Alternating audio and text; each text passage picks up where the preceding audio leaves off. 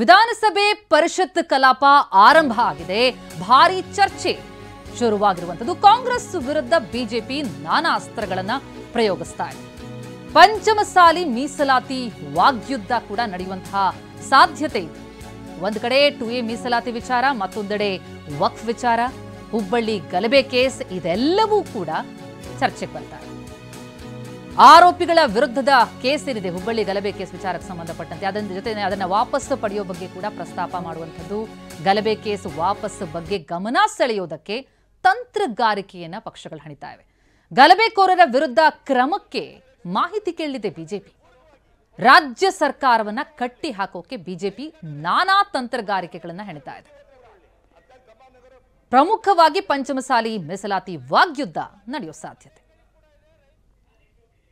2A ಮೀಸಲಾತಿ ವಿಚಾರ ಬಹಳ ದೊಡ್ಡ ಚರ್ಚೆ ಕಾರಣ ಆಯಿತು. ಅದರ ಬಗ್ಗೆ ಪ್ರತಿಭಟನೆಗಳು ನಡೀತು. ಆ ಸಂದರ್ಭದಲ್ಲಿ ಲಾಠಿ ಚಾರ್ಜ್ ಆಯಿತು.